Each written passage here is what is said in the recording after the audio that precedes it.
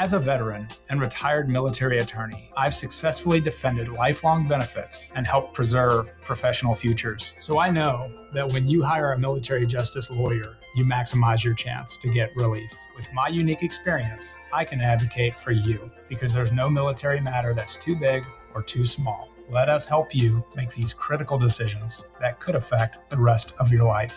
Remain silent. Request counsel. Call Griffin Law. For a free consultation, call 888-707-4282. That's 888-707-4282. Or just visit griffinlawdefense.com.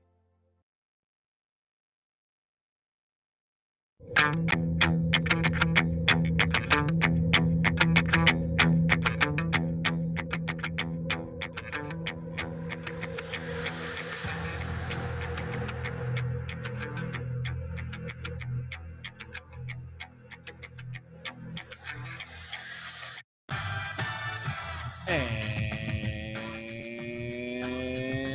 here we go, live from the White Claw Hard Seltzer Studios. It's the Playbook, presented by VIP Play, with Allie Campbell, Brett Hullander, and Alex Sarkis joining you. I'm William Pattison. We appreciate you listening along with us on this Tuesday from Knoxville, Tennessee, and we've got plenty to cover over the next 2 hours, including Joey Aguilar's future with the Tennessee football team. Obviously, we know that he was a transfer from Appalachian State that came in this season, and he only had 1 year of eligibility remaining, and he was asked about that yesterday during media availability. We'll tell you what he had to say, and also if there's a possibility that he could return next season for the Volunteers.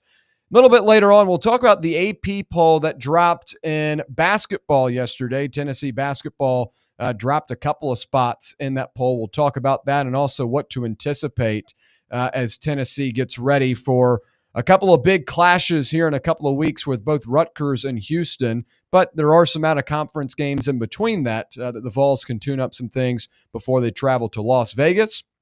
We'll also have our Best Bets look ahead, getting ready for week 12 of the college football season. A solid weekend and a solid Saturday from us on the show.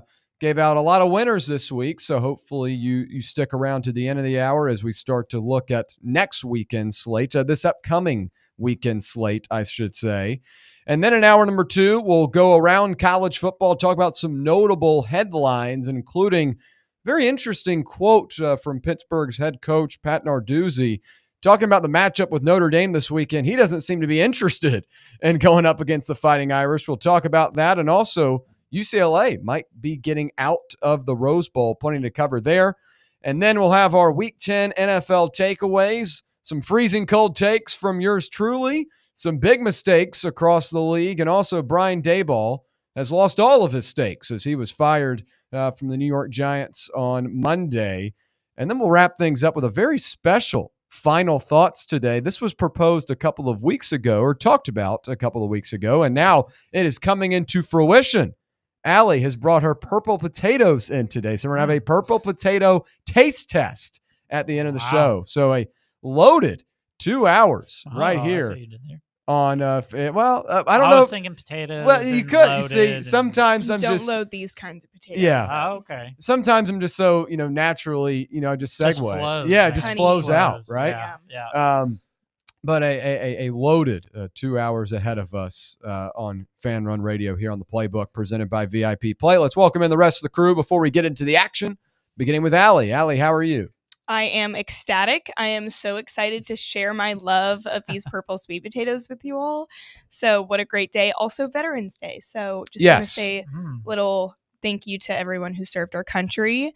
And then doing great today because I found out that Alex is a big Megan Maroney fan. That was gonna be my I'm feeling so good today. So line. that was exciting to Whoa. find out. Okay. I am as well. I'll have to learn more about that. Yeah. I'm not as much in touch on that. Oh, you do got to learn. Okay, so I've got to learn. I do like the coat too. It's a nice furry black coat. I do like that.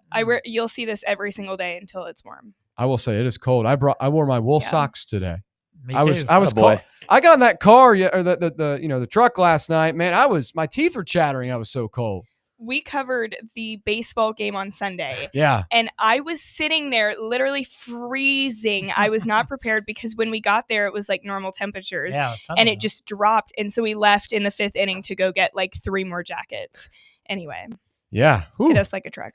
I mean, this cold front really came in quick, and I like yesterday. I didn't. Yesterday was worse, but yesterday was bad. worse. Sunday, it felt fine. Like I went outside for a little bit, and I mean, it didn't feel like it was that cold. Yeah, and then that thing came in. Yesterday, I was freezing. I was not ready for it. It says it's 65 in here right now. Yeah, it's a little cold in here too. Yeah, it's a little chilly. It's all right, but it's gonna be warm again soon. Yeah. Like the weekend's supposed to be good. Is so it crazy? Yeah, 70, I think. 70. Saturday. What? Yeah. It was snowing yesterday. I It's know. a 40-degree jump. This is nothing for Mr. Pittsburgh. I know. We're over here Yeah. complaining. I know. I'm surprised he's not here in shorts. Oh, it was awesome yesterday. I love that. Oh Yeah. my gosh. I've had like some Pennsylvania people. Max Pennell. Oh, yeah, He's from up there. And I remember a couple of years ago when we were at the old location, it was freezing cold, and he was like, "Man, this is nothing." Like, Oh my I was like, "It's 40 degrees." I was like, "This is cold." And he's like, "No, this is nothing." And I was like, "Ooh, well, I'm glad I live at least somewhere close to the equator, not as high up as Pennsylvania." Brett, how are you? Any troubles with the snow yesterday in the car? No, but it definitely was shocking to see. It came down, and every once in a while, you get the spit of flurries coming down pretty good. But I like the snow overall, but you're never ready for the cold, though. Jealous of your heated steering wheel. Well, I don't have it anymore. Oh, I've got one. Yeah. Another flex from Mr. Pennsylvania. My car definitely doesn't have a heated steering wheel. Mine just stays cold, it feels. But it's I could use one though for sure. But yeah, doing good. Nothing to really report over here. I don't get out when it's cold like this. Soccer, usually gets canceled when it's below a certain temp for these kids and stuff. So, which is good for me. But so had a high school banquet down at Calhoun's on the River last night. So I was definitely out in it. It was not fun.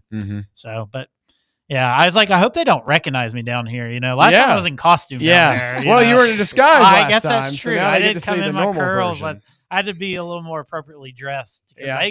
I went upstairs. Oh. You're in the banquet room. I wasn't out on the fun party deck, I guess, is what we were. So totally different atmosphere last night compared to Friday. So, there you go. Watch out, Calhoun's. You never know what version of Brett's showing They didn't up. know my real name, I don't think. Of course, you announced it, but Ricky Swift was not out last night. Ricky Swift. Okay. That's fair.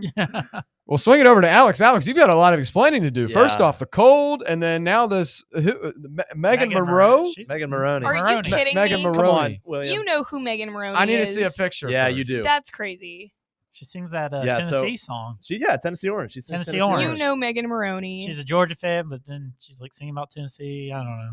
So basically what happened was she had a countdown on her website that was going over the last day, and we were sitting in class, and I was waiting for the countdown, and boom, new album coming out in February, right after Valentine's Day.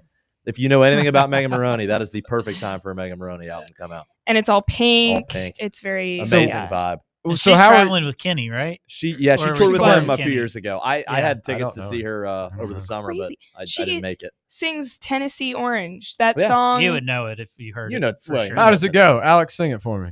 I'm wearing Tennessee Orange. You actually don't know Tennessee Orange? You know this song. If I heard it, I probably would know it. I don't know if we have it in the bank there, Brett. But She had I'm that looking. whole thing about I would like highly dating doubt Morgan it. Wallen. Yeah, oh, she dated Morgan Wallen. theoretically. Like that's Is that the girl that does the podcasting talking about him? Well, she went on the podcast. Yes. Okay. She was a member of that. Okay, well I know her from there. Yeah. Yes. So okay. that's Megan Maroney. Okay. Just listen to the song during the break. or Yeah. something. Okay. You'll know the song. I'll educate him. Yeah. Yeah. So him and Morgan used to hypothetically Her. date. Her. Well, he sang Her songs and about Morgan. her, and Yeah. Okay. Allegedly. Yeah. It's Yeah. all alleged. Okay. It's a mutual. But it's very likely. that Yeah. this- Well, I know Morgan Wallen. good. I've seen. I've probably seen her from a podcast or something. Yes. I have seen some clips of Yes. that. There we go. Contextualizing things. There Yeah. we go. Now I know her. Yeah. Disappointed. Okay. Highly recommend that. She's fantastic. Anyway, go. I wouldn't have expected that from you. So I that know was not many exciting. not many people do. Well, good Yeah. stuff. All right. Well, now we've got A ton out of the way. There we go. A ton to start We're the learning program. more about each other each day. Yeah. I know, isn't that great? Isn't It that is. great? And we'll wrap You're it up. bringing us out of our shells. Yeah. Wait, how are you, William? I'm doing well. Thank you guys for asking. Thank you for asking. It's just another day, another Tennessee Tuesday. Do you have any cats you want to get out in the bag? What? I mean, I didn't really do anything. I just go home. Seems like the only time is if a new food comes out you want to tell us about. Well, You okay, good timing. Okay. Chick-fil-A is Okay. Yes. debuting in some test markets, chicken and waffles. So wow. waffles are the bun. Waffles are What? the bun? Yeah, so it's like a waffle and then chicken in the middle. So Wow. yeah. What? Interesting. So there you go. Is that like the fun ones or like the I don't. normal? I'm pretty sure it's a regional thing. I just got it sent to me, so Oh, I that's will. crazy. If you really want me to get on it, I will. Hold on. Where is Chick-fil-A this? expert. This is going to be That's wild. tested in Baltimore locations Oh. and San Antonio. It is a full-size sandwich, and there's a breakfast sandwich. It is maple waffle, applewood smoked bacon, honey butter You spread, can't eat and a that side with of your syrup. hands, can you? No chance. Well, I mean, you could. But you're it gonna get seems- sticky. Yeah. Oh, you said it was 2 buns, so I was like thinking. Well, yeah. two Yeah. waffles waffles. acting as the bun. Gosh, man, that's a Um, lot of food. Trying to think of anything else that is coming out. I mean, I just got You my. didn't pop over to Taco Bell yet, have you? For we'll the talk- pie. It's I've open. not. I know. I Yeah. looked. It's only at certain locations. But my Taco Oh. Bell app that I don't. I mean, I So can't. it's not in all the Knoxvilles. No, locations. and I can't even eat Taco Bell. I still have the Yeah. app. I just kind of scroll through, see what they got Yeah. going. Dude, scroll on the Taco Bell app. Yeah. Man, I wish I could eat this. Yeah. Reminiscing. I'm serious. Oh man, it looks good. Trying That's to think. crazy. Do I have? That's awesome. I know Domino's has a new pizza. I think Okay. it's a new specialty pizza, a chicken bacon and spicy ranch, something like that. That Yeah. sounds good. But yeah, I'll have to clean up on it. I was anticipating the purple potatoes today, so I didn't. You didn't eat lunch? Well, no, well, Saving yeah, room for these yeah, purple saving potatoes? room. Yeah, saving room for that. I have a lot, so Okay. hope you're hungry. All right, let's get into the action. Our first things first topic, Joey Aguilar's future with Tennessee football. According to current eligibility rules, Tennessee football quarterback Joey Aguilar will be ineligible to play college football next season. He spent 2 seasons at Diablo Valley Community College, 2 at Appalachian State, and now a final year with the Volunteers, taking advantage of the extra year given to former junior college players.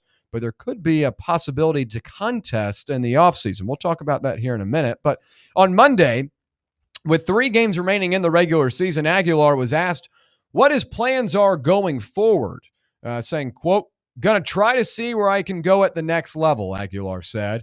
Quote, "And if something happens, something happens." So let's just talk about this quote first, because I don't know if Aguilar is hinting at something happens towards maybe a return to Tennessee, or is just kind of forecasting, looking at the NFL and going through the draft process, seeing if he gets an opportunity in the NFL, something like that. So I don't want to over speculate here. I don't want to over read into something, and if something happens. I don't know. That tells me that there is a little bit of a possibility of possibly contesting another year of eligibility. Now, as we all know, Diego Pavia has become the poster child for getting another year of eligibility and taking the NCAA to court. And the reason why he's still able to play right now is because he was at the JUCO level, and he spent a season at New Mexico State and is now in his 2nd season at Vanderbilt. And he has now exhausted 4 full seasons of D1 eligibility. The interesting thing about Aguilar is he spent 2 seasons at Appalachian State, now 1 season at Tennessee. He's only played 3 years of Division I football. Keep in mind, folks, in 2020, he was at another community college, and that ended up just shutting down. They didn't even have a season, so that did not count. He had 2 seasons at Diablo Valley, but if those are considered JUCO years, like Pavia had, that does not count towards Division I eligibility. So he's only played 3 years at the D1 level. And I've talked with a couple of people over the last couple of weeks about this, trying to, get a grasp if even there's a possibility of him being able to return next year.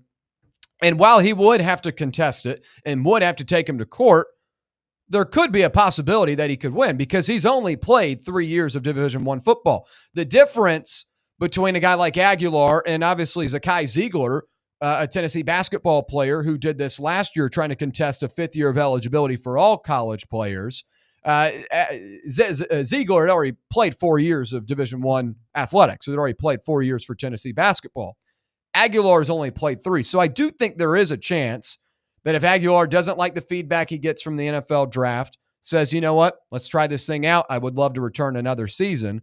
And maybe that's what he's saying. And if something happens, something happens. But my prediction right now, he goes through that draft process, or at least initially early on, gets some feedback. If it doesn't look like he's going to be a guy that's selected in those, first 7 rounds, maybe he thinks about coming back and would be a great opportunity for him to be a veteran quarterback for this Tennessee team, especially with 2 younger guys. We'll talk more about that here in a minute. But Allie, what do you make of this quote? Is Aguilar hinting at something more when he says something, something happens, or do you feel like I'm just reading too much into it? Oh, I think it's very possible that that's what this means, because there's a very possible chance that he could have another year of eligibility using that logic that you just discussed. And I think that he, has really appreciated what Tennessee has done for him and how the community is wrapped around him. That's something that he especially would be very grateful for, given how far he's come. So, I mean, if I were him, I'd want to come back another year. It'd be exciting to be the top dog at Tennessee for one more year instead of being, a small fish in the big pond of the NFL right off the bat. So I definitely think that that's what he means by this. Brett, what about you? What do you make of this quote? He's going to pursue all options. He's got to. I think he has the ability to play college or pro football for sure. He's also an older guy. So, I mean, he's going to pursue, like I said, all options, go through the process and, maybe try and find a way to get back to UT. I think he's loved his 1 year here. You talk about all the guys that have been here through a transfer process and how much they love their time here. Connect wishes he had another year, things like that. So, yeah, I mean, he comes back another year. Tennessee's right there in the playoff talk, and if he doesn't, we got to go back to the portal or see what one of these younger kids have. So it's a win-win for him, I think, whether he goes pro or finds another year of eligibility here. Alex, what about you? What do you make of it? Well, I definitely think in the modern era of this kind of stuff happening, you mentioned with Pavia, I mean, it's certainly a realistic scenario where that happens, but I'm not sure. I think, he was just kind of answering the question in the best way he could. He certainly, like you said, is going to go through the draft process and see what he gets. Like Brett said, I do think he could play at that level. I don't know what kind of production he would give, but I think maybe a team would be willing to take a flyer on him in a way. But yeah, I think for Tennessee, man, if he came back, that'd be huge. Yeah. So, it's not out of the realm of possibility. Yeah. We'll talk more about that situation and what it would look like next season if Aguilar is able to return and if not. But I do want to talk about what Aguilar had to say in talking about this 1 year on Rocky Top as we currently stand. He was asked if he ever looks around and wishes he had one more year in Knoxville. With a short window to prepare for the year, he's proven to be one of the best passers in the SEC despite the turnaround. Aguilar said, quote, I mean, yeah, but the 1 year, I'm blessed for this 1 year. Grateful to be here for this year. I'm just thankful and took advantage of this opportunity. In 9 games at Tennessee, Aguilar has completed 66% of his passes for 2,737 yards and 21 touchdowns to just 8 interceptions. This marks the most passing yards and is tied for the most passing touchdowns in the SEC.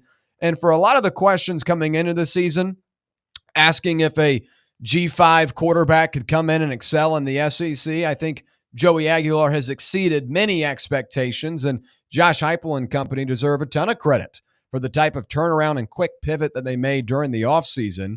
And I feel like what I will remember most about this guy is how grateful he was for the opportunity. Well, we talked about it a ton at Calhoun's on the River a couple of weekends ago, and I just continue to be fascinated by this kid's story. This was a guy that lived in California and had to trek, 60 minutes to 90 minutes just to get from his house to football practice back in the day, 3 or 4 years ago. And now, he's the face of one of the biggest programs in college football, and that's the University of Tennessee. Talk about working your way up to a point and continuing to climb through thick and thin in order to achieve your goal, I think is the ultimate achievement for Aguilar playing for Tennessee this season. The numbers are great. The production that he has given this offense has been incredible. But the story and the journey to get here, I think, will forever be what I remember most about Aguilar if this is the one season he has on Rocky Top. And there are a lot of things he can't control. He can't control that, the defense has sometimes put them in tough situations. He can't control that they have been right in games and had a couple of, things go against them and ultimately result in losses, like a close loss to Georgia and a close loss to Oklahoma, and there are some things that he played a part in those games as well. But ultimately, this guy has been a huge hit for Tennessee this season and has exceeded everyone's expectations. But the journey, to me, is what makes it so special. Allie, what about you? Looking at Joey's timeline here in Knoxville, what will you remember most if this is the one season he has for the Vols? The gratitude, as we've said, he's come from, a junior college or a community college, and, he's had to work his way up to this point, so he doesn't take any second of it for granted. And he spoke with Mike Keith earlier this week in an interview that'll be coming out on Thursday, and he said that he's just blessed to have 3 more games, that having 3 games at Tennessee at the SEC level is a lot more than anybody could most anyone could wish to do. And the fact that he has 3 more games despite not likely making the playoffs, that's just more than he could have ever wished for a few years ago. And something that I didn't know is that when his App State season was over, he didn't know about his eligibility yet. Mm-hmm. So he ended the season thinking that he could be done with giving this blessing of 1 more year at the SEC level. So just the gratitude is what really stands out to me. Yeah, I'd say, too, his family members have been so grateful for the opportunity. His mother did an interview 2 or 3 weeks ago with a reporter, I believe, from CBS here locally in Knoxville. And just hearing her talk about it, she continues to get choked up about it. I mean, we're in October at the time, and she continues to get choked up about it. So the gratitude, a great point from Allie. Alex, what about you? What will you remember most about Aguilar if this is it for him on Rocky Top? I think it's his mindset for me. And I think he's the kind of guy that Tennessee has needed at quarterback really since Hendon Hooker. I think you've seen he's not afraid to, you see him throw interceptions like he did against Oklahoma, but he's still out there throwing the ball deep. He's not afraid to take shots. He doesn't let stuff rattle him. And I think that's something that maybe Tennessee hasn't seen at quarterback in a few years. Yeah. And I think that's really something this team needed, especially on offense, because, offense was one of the areas where people didn't know about this team before the season, which is ironic when we look at it now. But I think, his leadership qualities, being around him post game, I've never seen that guy not smile either. Yeah. I think that's one of the things that I've always, kind of really, really like to see out of him is he's always smiling. It doesn't matter what his stat line looks like, what the outcome of the game is. So I think that's infectious, and especially for some of the young guys he's got on offense. You got some young receivers that have had big years, partly because of him. Mm-hmm. So I think that's something that really has been really good to see out of him. And no, it's the gratitude. It's all there. He's really, really a great guy on top of being a quarterback that Tennessee I think needed to have this year. Yeah, I really like that quote about the smiling aspect to it as well. Again, further showing just how awesome this opportunity has been for Aguilar. Brett, what about you? What will you remember most about Joey's time here?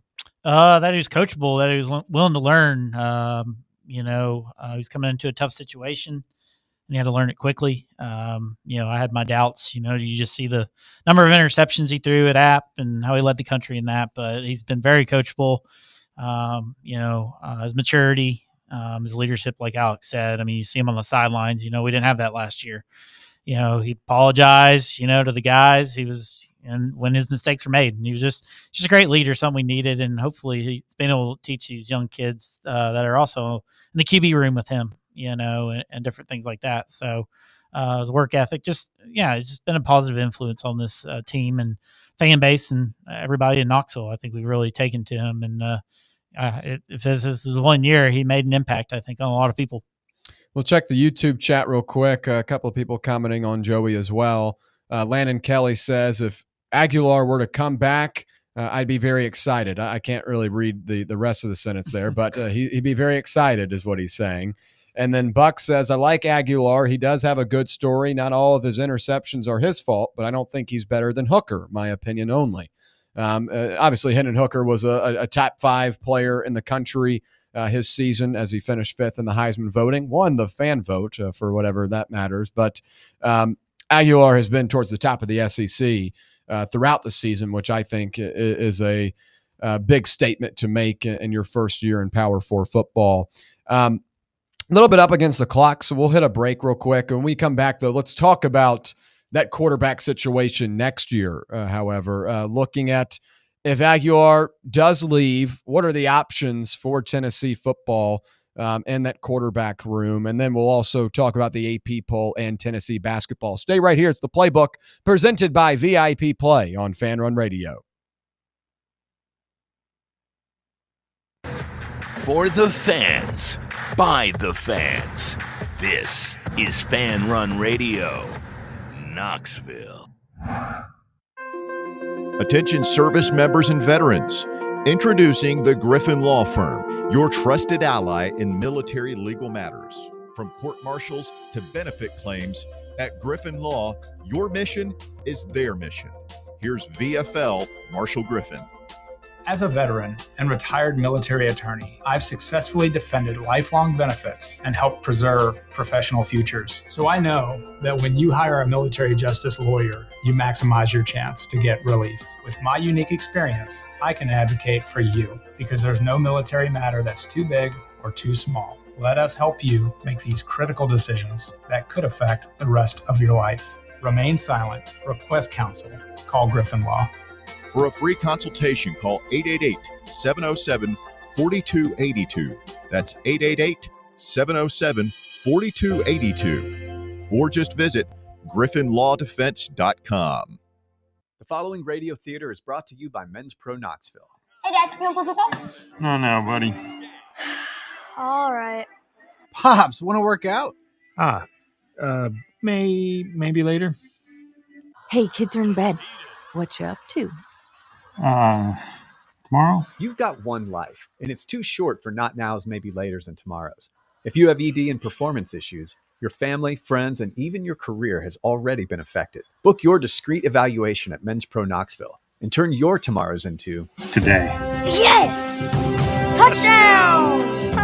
Come on, one more, Dad. Today! Push, Dad. One more. Come on, push. Hey, kids are in bed. What you up to? Tonight. Call 865-544-8220 or book now in under 30 seconds at menspronknoxville.com. Men's Pro Knoxville, for every man in every season of life.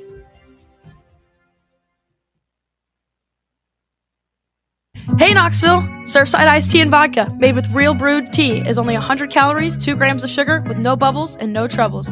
That's right, zero carbonation, so it's easy to sip and enjoy. Headed to a game day or party at a friend's house? Bring an iced tea or lemonade variety pack from Surfside or try their green tea and new raspberry tea vodka. Find the can with the sunset stripes this season. Surfside iced tea and vodka, sold at bars, restaurants, and stores near you. Surfside iced tea and vodka, sunshine in a can. Must be 21 or older. Enjoy responsibly. Got a flat tire? Strange noise under the hood? Don't stress. Roll into Matlock Tire and Auto Service. From oil changes and brake repairs to brand new tires, Matlock's certified techs do it all. Fast, friendly, and fair priced, Matlock is the home of the price match guarantee. Bring in any competitor's ad and Matlock will match the exact same tire for the exact same price. Matlock Tire and Auto Service, 5 locations in East Tennessee. Visit matlocktireservice.com to find the location nearest you and schedule your appointment. Got a problem tree looming over your home? Call ECR Total Landscapes. Whether it's trimming, removal, or storm cleanup, our certified pros get the job done safely and efficiently. We're licensed, insured, and ready 24/7 for emergency calls. Big or small, we cut them all. ECR Total Landscapes. Call now for a free estimate, 865-384-2012, and mention promo code FANRUN for free stump grinding on any tree removal now through the end of the year. Also, visit us at ecrtotallandscapes.com.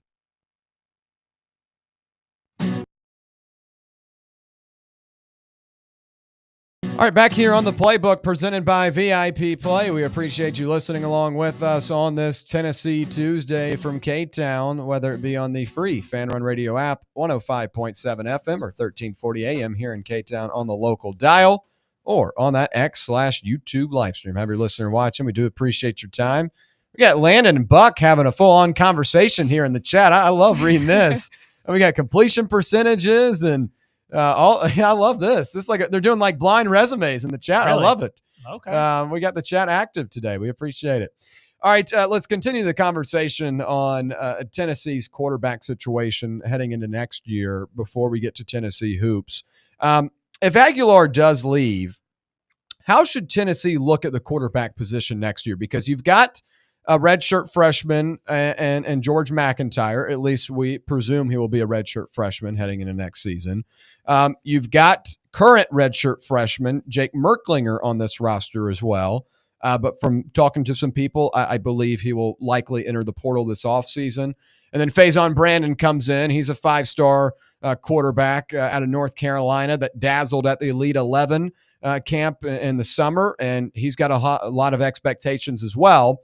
So I think you've got two guys that could be really, really good in the future, but I have a concern rolling into the season next year with two guys with, literally a year or less than experience. So I think you have to go get a guy in the transfer portal. And the debate here is what type of player would you go get? Now, a couple of months back, it was they'll probably just get a backup guy, like a Harrison Bailey went to Florida this offseason. He was actually a former Tennessee Volunteer quarterback. But I think Tennessee should get a guy that could play as a starter next year, because while I do think McIntyre has been impressive in the offseason and has continued to impress in practice, and the staff really likes him, it's a lot of pressure to put on a 19-year-old to go out there and wheel through a very difficult SEC schedule next year. 9 games for the first time in conference history. That's going to be a lot on his plate. And then Faison Brandon, I think, will be a really special player, but is he ready to do that at 18? Now, we saw like a Bryce Underwood at Michigan take over the reins this year. He was the guy. They paid him a lot of money. They knew he was going to start. But they still went out and got a transfer from Fresno State that very easily could have started the season for him. So I feel like Tennessee's best option right now is looking in the group of 5 space and locating a quarterback that has experience that can play at the power 4 level, maybe not be a world beater, a Heisman contender, but just a guy that can be enough insurance that if things do go haywire with a McIntyre or Brandon, you've got a guy that can still manage a game and possibly win you games. So that's what I currently forecast for Tennessee at the moment. But what about you guys? Would you be comfortable with McIntyre and Brandon heading into next season, or do you feel like you need that transfer player to come in or possibly start? Allie, begin with you. I think they're very talented, but I don't think they have nearly enough experience to be a starter for an SEC team, especially with the expectations that Tennessee now has. I think that you have to get a starter in the portal because we're in a very similar situation that we were last year after Nico left, having that new guy who's got a lot of numbers behind him, but those are from high school. And then you have one guy who has a couple years of backup experience, but not as a starter. It's going to be a similar situation this year. And I think, you need a starting guy that you can really trust. Brett, what about you? I know you're high on McIntyre, but do you believe he's going to be ready to go when you open the season next year? Well, I think you need 3 quarterbacks no matter what. Mm-hmm. Now, what kind do you get? Do you get somebody that can back up McIntyre? I mean, I just don't know how you know what you have until he gets out there and trial by fire. And that's why I was kind of leaning towards him. Maybe, I mean, if Aguilar can come back next year, you want to keep rolling and playing, but you also want to beat your rivals. I understand that, but I just don't know how you know what you have until you put him out there. And that's what I'm all for, because I think if McIntyre can prove himself to be a quality quarterback, then that goes a long way for years to come, and things like that. So, because I think your roster needs improving in a lot of areas going into next season. Everything's expensive these days as well. So, it's going to be interesting to see what they do ultimately. I think I'm a big fan of McIntyre. I think he could maybe get the job done. I mean, I guess time will tell, but I'm leaning towards McIntyre, maybe just some sort of backup to those to Faison and then another guy. Alex, what about you? Yeah, I think Tennessee's going to have enough talent in-house to get the job done. Not saying that they don't bring in a depth quarterback, but I really like what Brett said. Like the schedule next year is outrageous. First of all, your first road game is going to be at Bobby Dodd Stadium. That's no easy task against Brent Key. So it's going to be trial by fire for whoever's in that spot. If they go to Power 4, whoever. So it's going to be tough, but I think Mac has enough. And we'll see what Faison can do. I've heard fantastic things about Faison. So. But yeah, I think Tennessee's going to have enough at that position to where they don't need to go get necessarily a starter. Maybe a guy, like you said, with some experience that can come in and maybe act as one of the veterans in that room. But talent-wise, I like where they're at right now. Yeah, I had a couple of people ask this question to me today, so that's why I threw it in there. And talking about, who you could go get, what type of budget you would have. Right now, as I forecast things, you're going to have about $900,000 clear up when 23 decides to leave and hit the portal. And then Joshua Josephs, Jackson Moy, Jeremiah McCoy, Colton Hood, Arian Carter. Those are all guys that I believe will go to the NFL and or graduate from Tennessee. Maybe Carter stays another year, but I feel like he's put together a really solid season this year. But those are guys on the defense that collect a lot of the money NIL. So that side of the football, that's where I see NIL space freeing up. Offensively, Chris Brazzell is going to go to the NFL draft. I don't have his exact number, but I know he re-signed his NIL contract going into this year. Mike Matthews was another guy that re-signed his. I wonder what that number is at this point. I don't have that number either. Braylon Staley, maybe he asked for an upgrade as well. But I feel like you're going to have a lot more money to play with this offseason as opposed to what you had last year when you had to deal with your quarterback and your star. And I don't say that as a star. I say that as the position star in Boo Carter, demanding more money. So I feel like Aguilar's number, right? Like if he were to leave. Yeah, and Aguilar frees up like 1.2. Aguilar frees up $1.2 million. Yeah. But is that the level you look at? But that's the price of a quarterback, though. Well, at his level. Yeah. At top level, like the guys you were rumored with in the Big 12 were going to be way more. Yeah. And go more. That's why I'm wondering if you go the route of the level like Aguilar was at. Yeah, Hoover and Beck would have been in the $2 to $3 million range. Those were both guys you had looked at one point last offseason.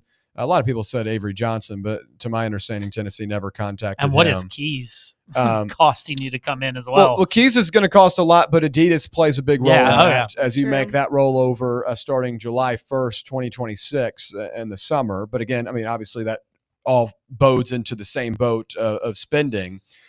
So I think for that Aguilar type level, it's going to be anywhere from 1 to 2. We'll see if the market increases this year. I do know that Miami is gearing up to give a quarterback $6 million. It'll be the most we've ever seen an individual player make in one season. And I said it yesterday. I think it was yesterday. Lenore Sellers. Yeah, that was your at 2:33 p.m. Yeah, 2:33 at 2:33 on November 10th. Yeah. I think Lenore Sellers ends up with the Hurricanes, and they're going to give him a ton of money for it. But it's interesting to see how the market increases as well, because we know this happens in the NFL, the NBA, all the major leagues. And if we want to have college football going through this operation, and maybe we don't want to, but it is the reality of it now, that number will continue to increase. So I'm interested to see what those numbers look like this upcoming season as well. So I think Tennessee's going to have some wiggle room, but it's going to be important to evaluate who's returning and, kind of evaluating your roster really right now. And Tennessee not playing in the college football playoff, I know hurts a lot of people, but I think it is a big beneficiary that you have the opportunity to solidify your national signing day in mid-December. And then January 2nd, that portal opens up, but you're a fool if you don't believe that these guys are being contacted for weeks before that. So it gives Tennessee the opportunity to get on some of these guys early and start to formulate what type of roster they want to have. And Ole Miss is winning with that guy. Was it Chambliss? Fair State. Yeah. You don't know what these guys can do. Yeah. Kids can, if you can play football, you can play football. Yeah. You know, and that's what gives you, after seeing Aguilar come from a small school, feel like you can go spend a little less money and still get the production you want. Mm-hmm. I hate to keep going back to Pitt, but they bench a guy like Eli Holstein and then threw in a guy like Mason Heischel, and boom, they got College Game Day this week. And I know he's at Ohio State, but Julian Sagan sat for 1 year, and he's been great. Yeah, Julian Sagan was a practice quarterback for the Crimson Tide. Yeah, Granted, that was a very talented room he was in. There were a lot of NFL players in there alongside of him, but I mean,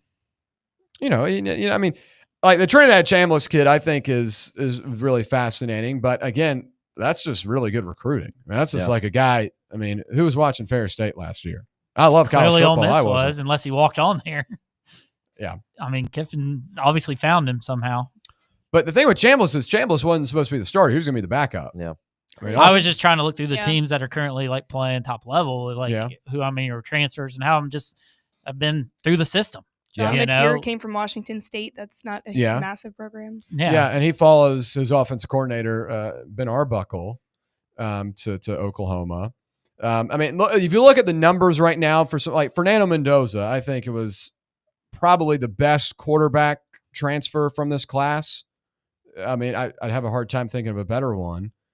I mean, I guess you could throw in Chambliss in there. I think Mendoza. I mean, but Mendoza's going to be like a Heisman Trophy candidate. Yeah.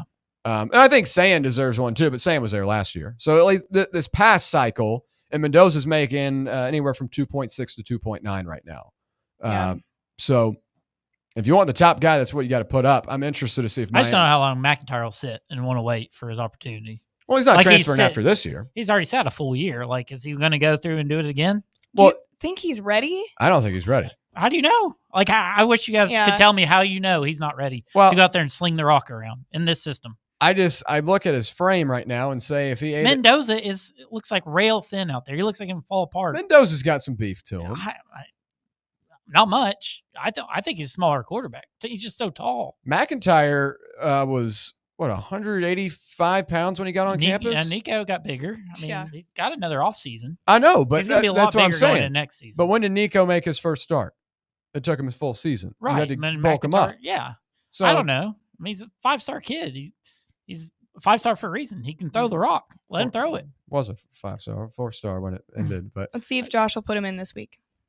I mean, that's the other thing. We can talk about that. I mean, obviously, we can talk about hoops here in a minute. That's the other thing. Does Merklinger go out before McIntyre Saturday? Absolutely. Yeah. Oh, I hope not. I sure hope not. If Merklinger's talking about transferring right now, then if you're hearing it, he's not talking about he's not come out and say he's transferring. Well, I know, but you've heard through the grapevine. I think people see the writing on the wall. He can't play quarterback here. I believe he will transfer. I'm throwing out McIntyre before Merck this weekend. Okay, McIntyre over Merck. What about you? I don't think I think it'll be Merklinger out first. I agree with you. That's Josh Heupel. He's not gonna. Yeah. He's not gonna speculate over that. Boo Carter's still on the team. Yeah. I think we've seen the last of Boo Carter playing on the. I'm sorry. Boo Carter could have been kicked off the team this offseason. Yeah, and he wasn't. He should have been booted off during the bye week. I will say I backed Heupel up. I would not have kicked Carter off the team. From what you saw, that's what I'm saying. But that's why I'm saying I think Merklinger. I mean, that you know. Well, not that it means anything. Huh? I was wanting to boot him this summer when he was. I would have not booted him after what you saw what he did last year. I thought he was a hell of a player. This year, it just seems like he's just uninterested.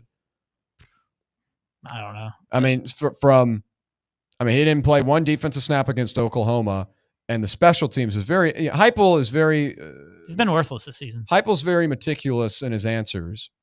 And last week during the midweek of media availability, he was asked about special teams, and he said they had a lot of opportunities, but they just didn't. And he's claiming his hips hurt. Well, what Heupel was basically saying is he could have returned it, but he didn't. Like he decided to take fair catches and decided not to do anything. That's what I read into it, at least. Strange. He just wouldn't play a defensive snap. But for Merklinger and McIntyre, I would agree with Alex and Allie. I think Merklinger is going to get the nod before McIntyre. Is that the best for Tennessee's future? Maybe not. But I think it is the best for Heupel continuing to show that relationships matter and that respect matters, and that Merklinger was a guy in the offseason that was considered for the gig. And he fought for it along with McIntyre and Aguilar, but he was a leader, and a lot of guys respect him on this team. And he's getting paid more. If you're an incoming quarterback, right?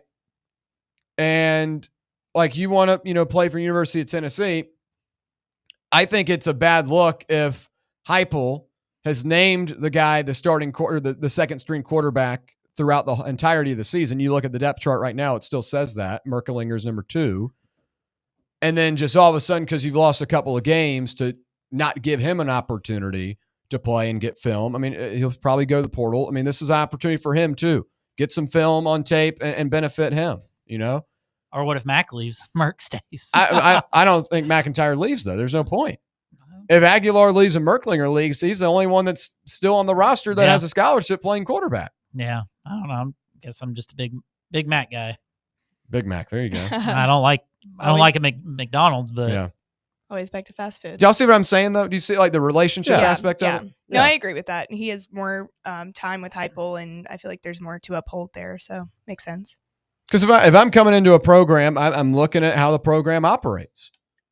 And if I'm a guy that, hopefully wants to take over the starting gig one day, if I'm a sophomore on the roster, but they have some 5-star come in just because he's a 5-star, why would they not give me the chance over him when I've been here longer? Yeah. I think McIntyre has a higher ceiling. I'm not saying that Merklinger is better by any means, but I think you have to be fair to that quarterback room and fair to everyone on the roster.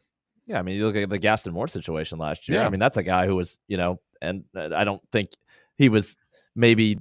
I mean, he came in and made some kind of big plays last year, especially against Mississippi State. But it's another one of those situations. Yeah. It's a respect thing. Shout out Gas Pipe. Yeah, that's my guy. All right, when we come back, best bets look ahead for Week 12 of college football. Stay right here. It's the Playbook presented by VIP Play. Catch up with all things Fan Run by subscribing to our podcast feed. Like, rate, and download the show from the Fan Run app or wherever you get your podcasts. Your smile says it all, so make sure it's saying the right thing. At Knoxville Smiles, we believe healthy teeth mean happy lives. Whether it's a routine cleaning, whitening for that big event, or fixing a nagging toothache, our gentle team is here for you. With flexible hours, family-friendly care, and the latest technology, Knoxville Smiles makes every visit stress-free. Don't wait another day to love your smile. Call Knoxville Smiles today at 865-539-1776 or book online at knoxvillesmiles.com. Smile brighter with Knoxville Smiles. Rickard Ridge Barbecue, located in beautiful Cove Lake State Park. Rickard Ridge is home of the best ribs in the Volunteer State.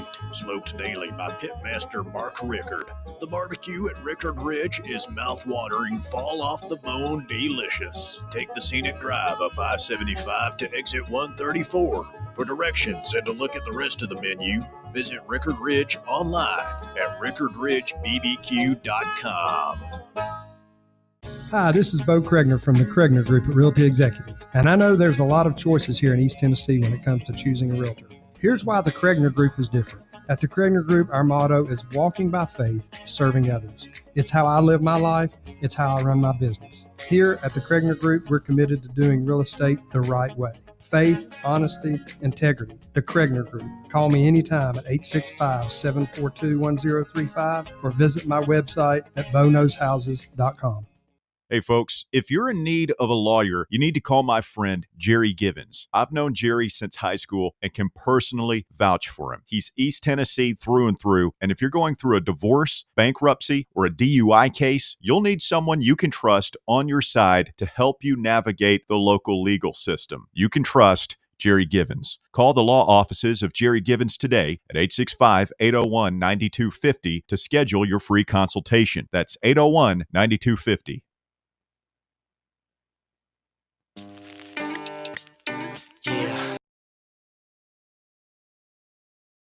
Back here on the Playbook presented by VIP Play. We appreciate you hanging out with us on this Tuesday. Hope you're staying warm out there, folks. It's a little chilly here in K-Town, but hey, it's supposed to warm up apparently on Saturday. 70 degrees. That's a far cry from today.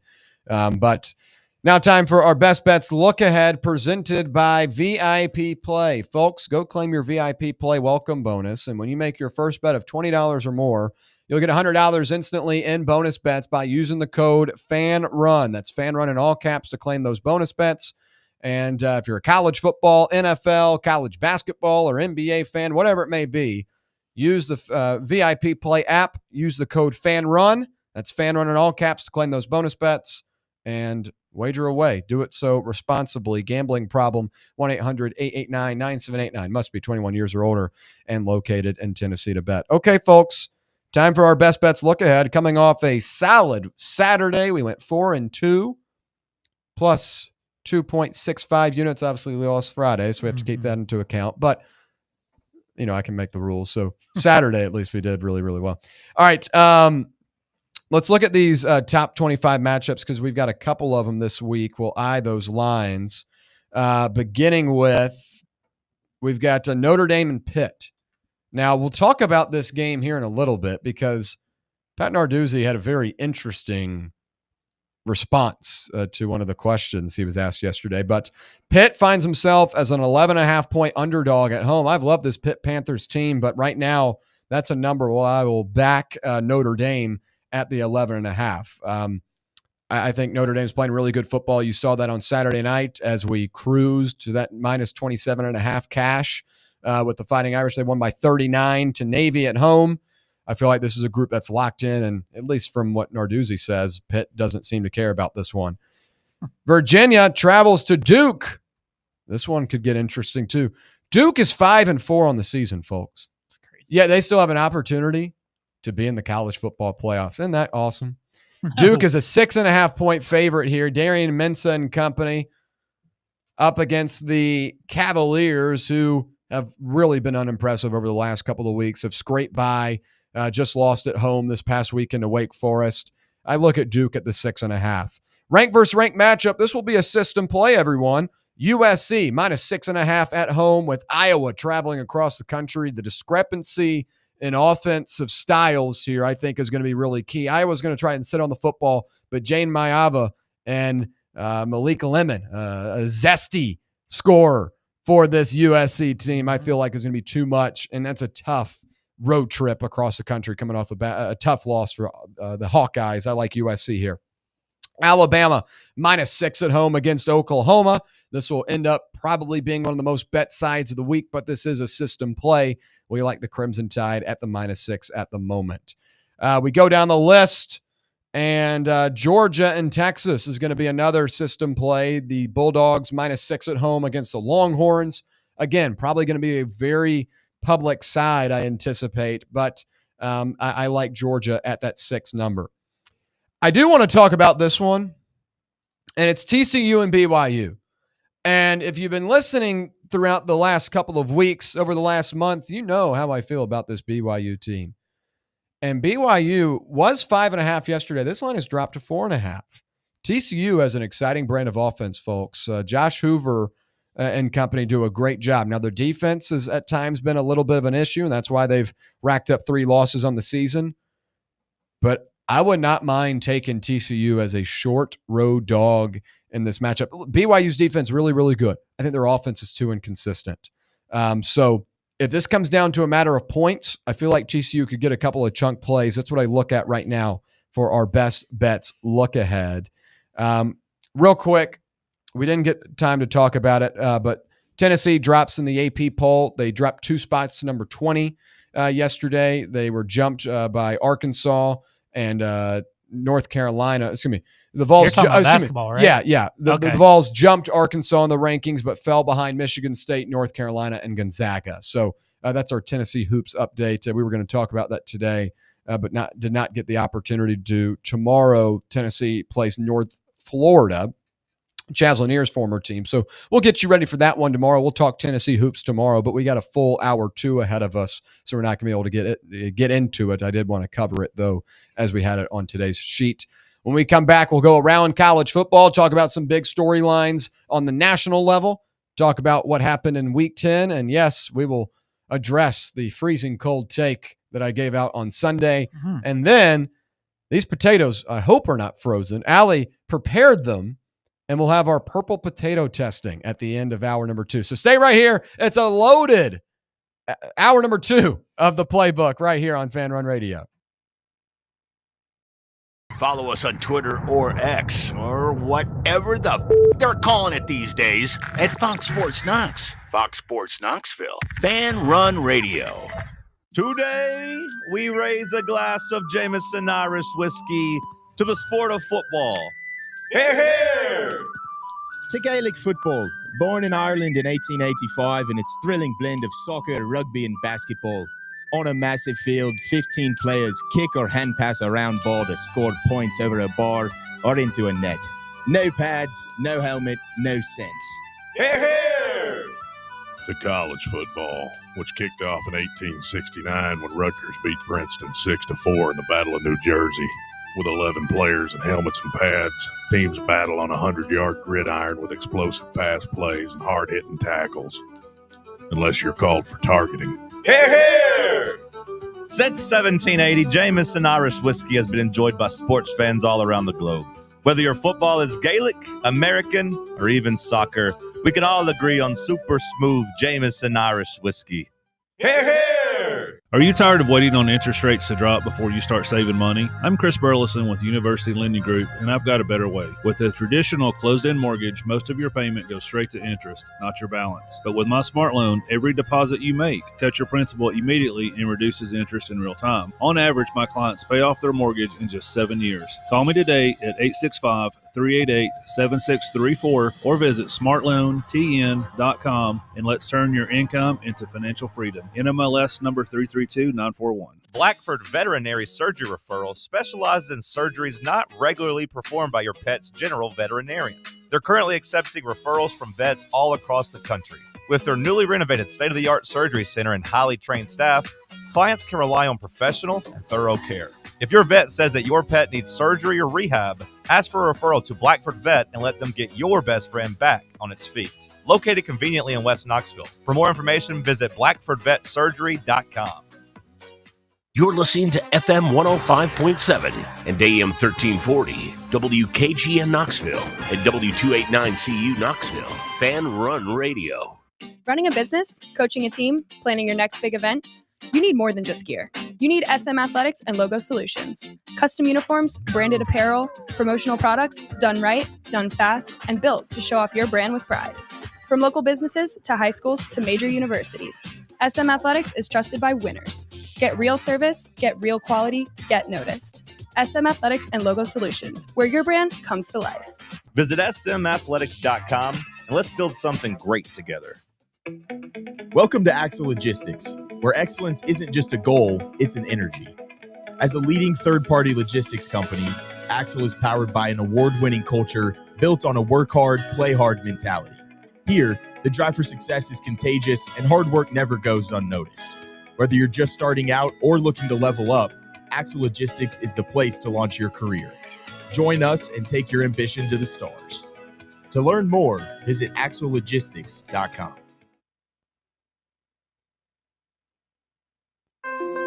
Attention service members and veterans. Introducing the Griffin Law Firm, your trusted ally in military legal matters. From court martials to benefit claims, at Griffin Law, your mission is their mission. Here's VFL Marshall Griffin. As a veteran and retired military attorney, I've successfully defended lifelong benefits and helped preserve professional futures. So I know that when you hire a military justice lawyer, you maximize your chance to get relief. With my unique experience, I can advocate for you because there's no military matter that's too big or too small. Let us help you make these critical decisions that could affect the rest of your life. Remain silent. Request counsel. Call Griffin Law. For a free consultation, call 888-707-4282. That's 888-707-4282. Or just visit griffinlawdefense.com.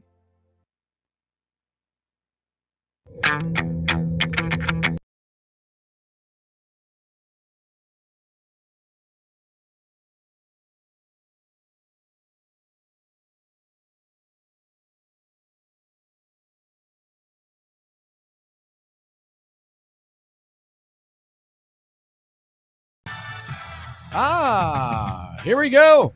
Hour number 2 on a Tuesday, live from the White Claw Hard Seltzer Studios. It's the Playbook presented by VIP Play. We appreciate you listening along with us, however you may be doing so.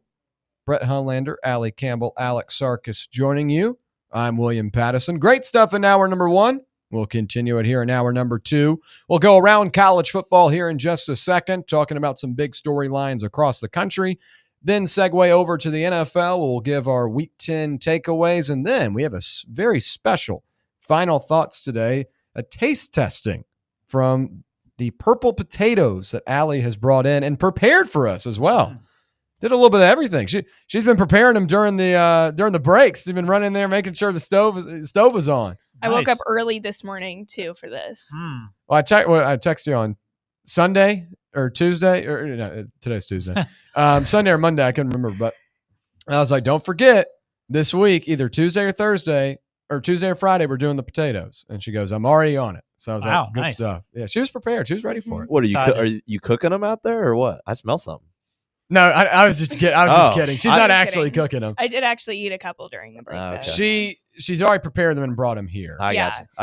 Okay. Really, I have to preface, they're the best fresh out of the oven because they've got that like light crisp. Yeah. It's like, so right now they've lost that because they've been in the fridge for several hours. So just take that into I'm nervous. account. I'm not going to lie. You're nervous? And I'm nervous. I love Oh, wow. potato. They look a little weird as well, so don't. Yeah, I'm nervous. Don't look at them, but they taste great. Weird purple potatoes. That's now the new adjective they've added. Bring it on. Yeah. I'm excited about it. I'll have some fun facts for that as well. Look at that. Coming prepared. Don't worry. This will be the second time since I've been here at the station that we have had some sort of taste test or food competition. Bob did them all the time. I know what you're talking about. 2 summers ago, intern Spencer, it was the day before July 4th, and he was upset that Joey Chestnut was not going to be in the hot dog eating contest. And I go, well, if you're so upset about it, let's just do it here. So he brought in 12 of the nastiest hot dogs I've ever smelled, and he gobbled them down at the table. 12? Yeah, I gave him 1 minute. I go, how many can you eat in 1 minute? Ate all 12? No, he got to 6.5, and it was disgusting. I find that stuff disgusting. Oh, I don't like hot dogs. I think they're They're gross. like unhinging their jaw. I like hot dogs, but I just don't like eating the eating contests. competition. Yeah, it's not entertaining. We got the plates back here from when I met Joey. Yeah. Joey's got that one signed up in the back of the production room. That's awesome. Yeah, you met him? Isn't that funny? John, and okay. I think Bob. He came down here and did the bologna eating contest. That's awesome. Bologna. Over there at the T-Rec field, soccer field off Yeah. Sutherland. They had the bologna eating contest. And he's signed some. That's and a he signed the good. plates. That's a good thing to get to sign too. Yeah. You know? That is good. So Spencer did that, and it was just gross because he cooked them in the oven. The oven. It gets worse. It gets worse. He didn't use he didn't put them on a tray or anything. He put the hot dogs directly on the wire rack in the oven to get the grill marks. They're disgusting. They smell like crap. I seriously, I had to. Are they cheap hot dogs too? I don't know. I didn't ask, but he brought them. Well, so he cooked them and then brought them and then put them in Tupperware. Yeah. And then just let them sit at room temperature for 2 hours of the show. And he opened that thing up, and it was like, it was like BO. And it already smells bad down there. What? Were you in the bomb shelter? You said no. This was here. Oh, I this thought was you here I 2 thought you summers were- ago. Okay, 2 Hey, summers was ago. it here that long? referred to as the bomb shelter. Yeah, it was a bomb shelter. I mean, yeah, it was. This is our It was 2 summers ago, right? Yeah. So we're over. Yeah, we were over in that room. Oh man, that's terrible. Well, don't worry. These potatoes are refrigerated. Yeah, I They're trust ready. you. Yeah. I'm sure you trust her a lot more than Spitz. Yeah, prepared with kindness. Yeah. Prepared with kindness. and a delicacy. We got I olive guess. oil. Well, I guess we can talk about it when Yeah, we get the platters out. But all right, let's talk college football on a national level. Some big storylines as we go around college football today. We'll begin with Pittsburgh football coach Pat Narduzzi's questionable quote. Pittsburgh football is in the national spotlight this week for the first time in years. The Panthers came in at number 23 in the first college football playoff rankings last week, and they are tied for first atop of the ACC at 5-1 in conference play, and are 7-2 overall and sit firmly in the playoff conversation. Now, on Saturday, ESPN's College Game Day will be in the Steel City for the first time since 2005 as Pitt hosts number 9 Notre Dame. The game against the Fighting Irish figures to be a pivotal moment for the Panthers program. However, head coach Pat Narduzzi doesn't appear to be putting any particular emphasis on the contest. He says that as a non-conference tilt, the game is a lower priority at this point in the season. Here's his quote, folks. Quote, absolutely not, when asked about the importance of it and if it was a must-win game. Quote, I'm glad you brought that up. It's not an ACC game. I'll gladly get beat 103 or 110 to 10 in the game. They could put up 100 on us as long as we win the next two after that. Now, he went on to say after this that our team is focused on, the rest of the ACC schedule and as well as Notre Dame. That seemed, counterintuitive to say, I don't care, we lose by 110 and we're also focused on them. I don't know. Maybe the point spread went up a point just because he said that. But what do you make of this quote from a coach preparing for a top 25 matchup? Now, obviously, Notre Dame is not in a conference. They have to schedule these games throughout the season to have some sort of a strength of schedule. And Joey McGuire of Texas Tech talked about that yesterday as well. Texas Tech's head coach kind of threw a shot at Notre Dame in terms of the strength of schedule. He was mad that Notre Dame doesn't have to play in one and was complimenting that BYU moved to the Big 12 to go up against tougher competition. But in this sense, this is still a big opportunity for Pittsburgh. If they're trying to make a trek to the college football playoffs, with as crazy as the ACC is, obviously they have to win out to make the conference championship, but they could be the highest ranked team out of the ACC if things continue to fall the way they are, because they're going to have a head-to-head matchup with Miami. They've got 3 top 25 matchups to go. So they could hypothetically win their way into an at-large spot. With a win over Notre Dame, Georgia Tech, and Miami, a team that changed their quarterback midseason and hasn't lost a game since, I think would be in the conversation to be an at-large bid. So I think this week is very important. Obviously, in the terms of the standings and playing for an ACC championship, it's not. But it's an opportunity to go up against a really good team and get a resume-building win. And I feel like every coach in the country would share that same sentiment. But Narduzzi says, we could lose by 110. I don't give a damn. I think it's a poor taste quote from a coach that has to motivate his guys for a top 10 matchup or a top 10 opponent coming in their own building this week. Alex, I'll begin with you. I know you have some ties to the Pennsylvania area. I'm sure you have an opinion on this one. What'd you make of Narduzzi's quote? This is classic Pat Narduzzi. And I really, he always says these really oddball quotes sometimes. Of course, this game's important. I have no idea. I mean, theoretically, yes, like you said, in terms of the ACC standings, it doesn't matter. But my God, this game matters. It matters for recruiting. Pitt fans haven't had anything to get up for since Kenny Pickett was there. Is game day there? Game day is there for the first time in 20 years, only the second time ever. No, this is a ginormous game. This is a rivalry game for Pitt. Notre Dame and Pitt play almost every year. Yeah. And that stadium's going to be half Notre Dame fans at least. So I really don't get this from Narduzzi, but he's one to throw out these weird quotes, and I don't understand it. I mean, like you said, this is, if you're a 2-loss team and you win the ACC, you're in. Yeah. Now, I'm not saying that Pitt's going to go and really go 3-0 in these next 3 games because they have a very difficult, closing stretch, but it starts with Saturday against Notre Dame. What an opportunity.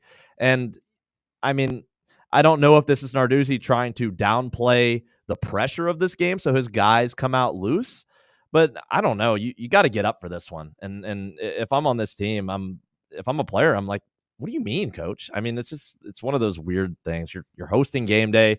It's the biggest scene that's been on Pitt football since they won the ACC a few years ago. And this is, what an opportunity. I really don't get what he's doing here, but it's Narduzzi. He's a weird guy. I think he's the weirdest coach in college football.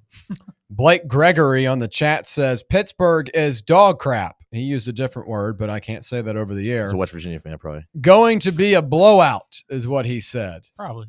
I disagree with that. I disagree as well. We can talk about the game. I want to get you guys' opinion as well. Allie, what do you make of the quote? And then we can talk about Notre Dame, Pittsburgh for a second. I think this is so ignorant, and coach speak is one thing, but you cannot set this example for your players. Like, how does a player look at this coach in practice the next day? Like, if I was a player and this coach was trying to tell me to do something, I would have no respect for him after saying something like this. Every game is supposed to be an important game. This could age very poorly for them. I just think that this is really, really ignorant. Well, especially considering this is a top 10 opponent coming. It's not like they're playing UConn, and maybe UConn's a bad example with the way they're playing this year. But another independent team, UMass, obviously they're the worst program in the country, but like that game would not matter. So if he said that against UMass, I think I could get around that, even though that'd be a horrible loss for them. But like Notre Dame, with all the stakes involved in this one of a top 25 matchup, college game days there, the biggest game you've had in this building in a while, outside of the Steelers, obviously. I think it's in poor taste. And how as a coach are you supposed to motivate these guys to get rolling for a game like this if you're out there on Monday saying, I don't really give a damn? Are the players thinking the same thing? Are they about to lollygag and hoot and holler out there? And Notre Dame's a good football team. Don't play hard, guys. It's not an ACC game. We got to save it for Georgia Tech next week. What do you make of it, Brett? Oh, it's dumb. Does he go on recruiting visits and be like, hey, come not play football for us? That's what I'd give anything to be playing Notre Dame this week rather than New Mexico State, like whether it's an SEC game or not. Notre Dame's a traditional power. It'd be incredible to have a team like that come to play in your building. You should be thankful for this opportunity to play Notre Dame. Yeah. But you can knock Notre Dame out of the playoffs. You could. Honestly. Yeah. It would. It's a double whammy, double-edged sword. So, yeah, it'd be awesome. Blake Gregory says, I bleed orange. No West Virginia fan here. So firing back at Alex. I'm a West Virginia fan. So yeah. I was just yeah. Notre Dame's going to kill them, though, right? Vegas is speaking loudly about what they think about these two teams. Well, at least right now, if that's the type of mindset that Pittsburgh has, then, it very easily could get out of hand. I think Notre Dame's playing good. Is this the best team Pitt's played, though, right? They have to be, right? Yeah, by far. But they, Miami and Georgia Tech the rest of the way will be, good opponents as well. I really hope Pittsburgh knocks off Georgia Tech. That really make things happy for me. They need to get out of here. They're going to get stung. Oh, really? Just the way, and the Wolfpack were too, right? The Wolfpack. Yeah. We're still right there. We? I like Haynes King. I wish he had found his way here. I like Haynes King. I don't like Georgia Tech's team. Okay. We is crazy. We is crazy, bro. My team's out, so I got to pull for somebody. I'm with you. You guys are going to have 11 we's here in a couple months. Well, yeah, we are. Put her there. That's Or at least 4. However many. We'll have 11. Yeah. I can't wait till 2 we will have. fives make it. We will have no chance. We will be playing your team. It'll be Weavers. It'll be that every week. I don't think it's going to be necessarily a blowout. No, I know I just did my best bets look ahead right now at the number at 11 and a half. You said Notre Dame. That's telling me, this is going to be a Notre Dame side. I imagine that Pittsburgh will get a lot of public sides here. Maybe after this quote, a lot of people come in public-wise on the Fighting Irish, but I think it all comes down to Pittsburgh's ability to stop the run, and you've seen them have some success with it. I go back to that Louisville game. Mm-hmm. That was a game that Pittsburgh was up big, but a lot of that was from turnovers they created off of Miller Moss. Isaac Brown didn't have as much success early on in that one, but as Louisville started to march back, they were able to get some ground game going. I think that's going to be the big key this week. If Jeremiah Love and Jadarian Price are able to continue to do what they've been doing all season long, I find it hard for Pitt to be able to get stops. And the sneaky thing about this Notre Dame team is compared to last year is Leonard was a running quarterback and wasn't a guy that really took that many deep shots down the field. Now with a Malachi Fields from Wake Forest, he transferred from Virginia, either Wake Forest or Virginia, transferred from one of those. And Jaden Greathouse, you've got 2 perimeter threats down the field that they can hit, and they did that to Navy a couple of times Saturday night. Obviously, Navy not the same level as a UCLA, but excuse me, not a UCLA, as a Pittsburgh. But Navy was 7-1 heading in that game. Blake Horvath was ruled out, and that probably had something to do with it. But Navy, Notre Dame flexed their muscles up against a pretty solid Navy team. So, Notre Dame wins right now in my eyes. Yeah, but I'm interested to see the level of attention to detail for the Panthers heading into this week. Anything else to add on this game? What do you guys make of this matchup, Alex? I picked Pitt to win this game. I really surprisingly Pitt has been one of my favorite performing teams in the country ever since Mason Heischel took over. So yeah, they've really rolled everybody. And I think they're going to get it done this week. I really do. Yeah. And I think they got a chance to win the ACC and get into the playoff.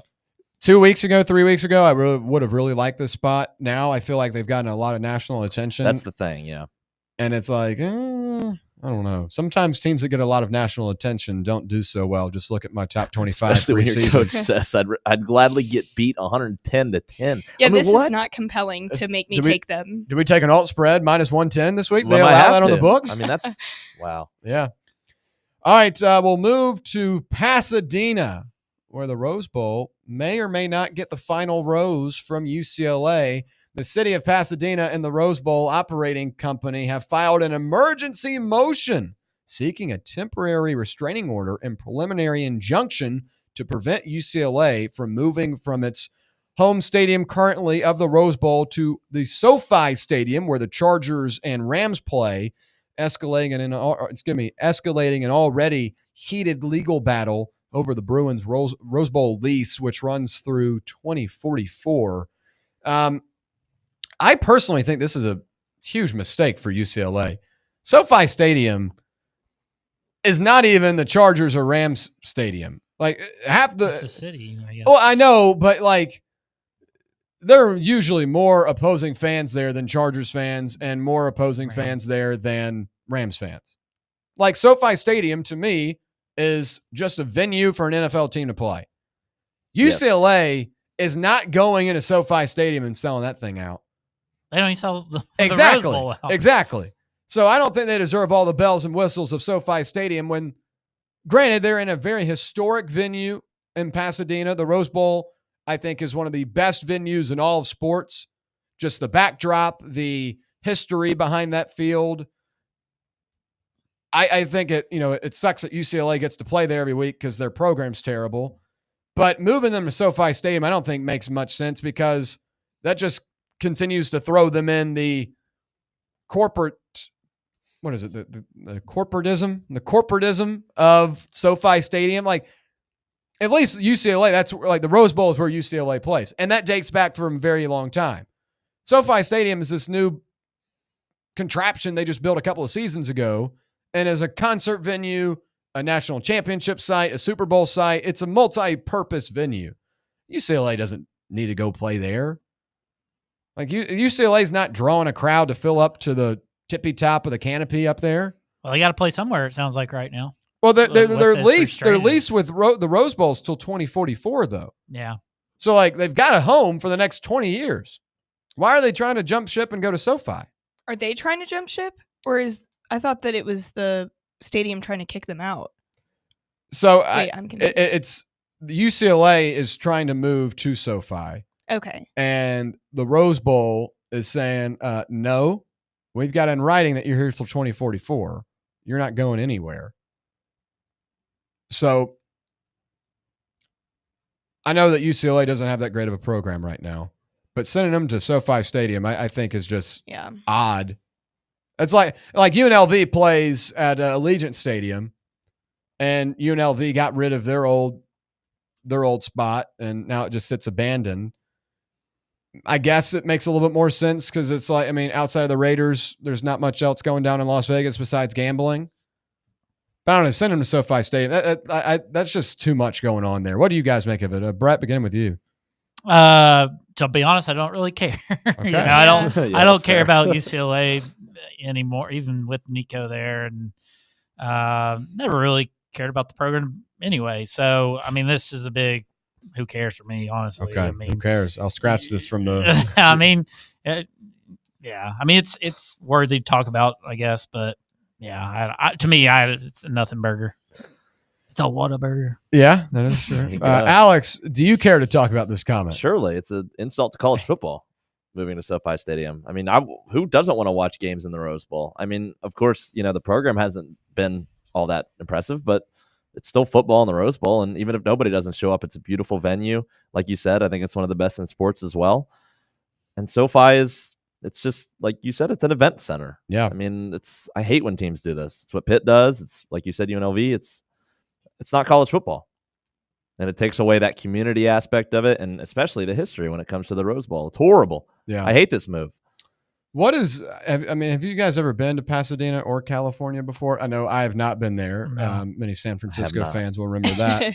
I'm trying to figure out the distance from UCLA's campus. I saw a guy tweet about this. Okay. I think I think the Rose Bowl is still close. the Rose Bowl is much closer to UCLA's campus than SoFi. Yeah. And I've seen a lot of fans complain about the trip to Inglewood from where SoFi is, from where UCLA is located. Yeah. Because I think it's about an hour drive. Oh my gosh. Close to that. Yeah. No, I don't think the Rose Bowl is close either, but SoFi's way anything farther. under an hour, though, I think is somewhat doable. Yeah. Yeah. Wait, hold on. Get back to me. I'm looking this up.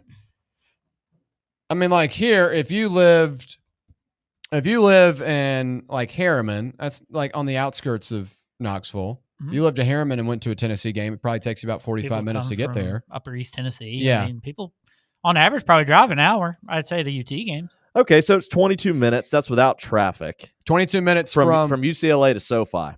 It's a 22-minute. Oh. It's a 13-mile drive, but that's without traffic. And LA traffic is always a mess. And what about the Rose Bowl? Yeah, distance from the Rose Bowl. That is 42 minutes. Oh, so that's farther. Okay. So I wonder if let me that's. see if I can find this. Traffic's probably bad. I wonder if that's why they're incentivizing this then. Mm-hmm. Interesting. I mean, is 12 minutes worth a big change like that, though? I don't think so. Yeah, keep it I in really don't college think so. football. Rose Bowl is iconic to college football. Yeah. I just think on campus venues are so much better. Yeah, I mean, not even that the Rose Bowl's on campus, but it's just like has that college football vibe. Yeah, which is the important thing. Yeah, Yeah, it's just like in the SEC, we're just so spoiled that all the venues are on campus and you can walk and tailgate. We have a guy on the line who lives out there. That Beautiful, would like to awesome. Well, here we explain go. It's Rusty with us. He's going to explain this. Perfect timing. What up, Rusty? Good afternoon, morning. I guess it's afternoon your time, morning my way. Yes. No, it's not afternoon there. It is. Is it afternoon? Yeah, it is. Yeah. The time changes got me all messed up, Yeah. especially with us about to move home. So living 10 miles directly south of SoFi, this is the right exact move. SoFi is in Los Angeles. Mm-hmm. UCLA is in Los Angeles. They're still probably 30 minutes away when traffic's bad. But Pasadena, where the Rose Bowl is in another world from UCLA. I mean, it's 2 hours away most of the time. Mm. Oh, wow. It's like the students they have Friday night games at the Rose Bowl. Okay, like we went to the Washington UCLA game when Penix, not the year Penix took him to the national championship game, but the year before we saw Penix play for Washington it was a Friday night game, and I mean the bless students' heart. It was it was an 8 p.m. local time kickoff, 11 Eastern, and it's still forever to get out there for the students. Mm-hmm. It's just it makes no sense being at the Rose Bowl. Troy Aikman was on record 5 years ago saying the UCLA program will never be anything as long as they keep playing in Pasadena, because they just can't get you can't get the fans out there. That the only people that go there is people who live in Pasadena or like Glendale and Glendora, those little other towns out that way. Yeah, it's a beautiful setting. Don't get me wrong. First of all, the Rose Bowl is a blank hole. It's terrible. It is dilapidated, but it looks beautiful on TV with the mountains in the background and the sun going down when it's actually the Rose Bowl game. But the stadium you guys wouldn't believe it. Yeah. Imagine like the worst possible stadium you could go to, like for a game in the Southeast. The Rose Bowl's worse as far as the amenities. Like they don't have concession stands. They have chain link fences about 30 feet around the stadium that go all the way around it, and that's like the gates you go in. And there's just food vendors inside them, but there's not like concessions. It's amazingly bad for being as historic a place as it is. But the bottom line is, just for UCLA's perspective, you're going to be at a stadium where it's central LA, and there are millions of UCLA alum that can drive now 15 to 30 minutes max probably from any direction and get to SoFi to watch their alma mater play. Interesting. It doesn't. There's no reason not to do this. They should have done it a long time ago. But they have that really bad deal with the Rose Bowl where they're stuck there. But apparently they're going to break it and pay a crazy amount of money. But I'm sure they're going to make it back by being at a place that is more suitable for them. Some good insight there from Rusty. I mean, obviously, I've never been out there. Don't know much about the travel aspects and all of that. But I mean, the way Rusty puts it, it sounds like it's a good gig for UCLA. Might change my opinion. Yeah. Rusty, I think you just changed a bunch of opinions here. Now there are people like that that are UCLA people that are like, this is terrible. This is history. We've been in the Rose Bowl since 1980, and I grew up going to those games. But those are people that probably live like out in that area 5 minutes from the Rose Bowl. Yeah. The vast majority, this is beneficial to, and it makes them be able to recruit easier. There's a reason why USC has historically been the better program in LA. It's because the Coliseum is in central LA, like 5 minutes south of downtown LA, 8 miles south of Beverly Hills. And UCLA was having to travel way outside the city.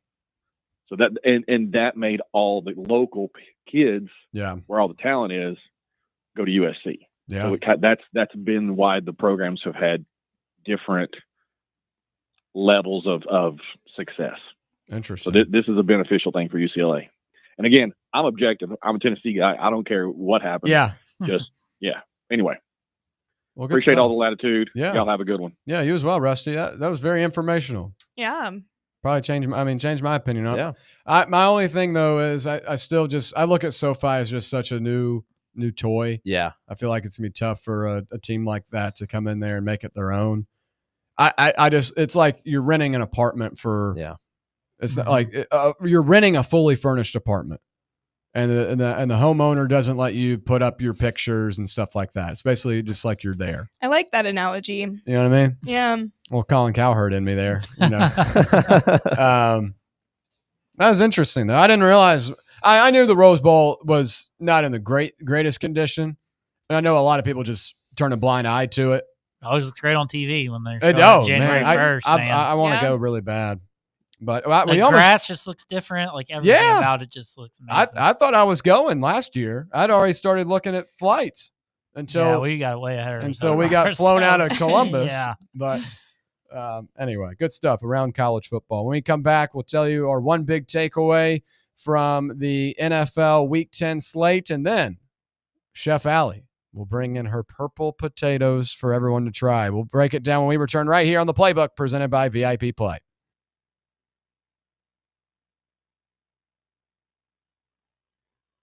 For the fans, by the fans. This is Fan Run Radio, Knoxville.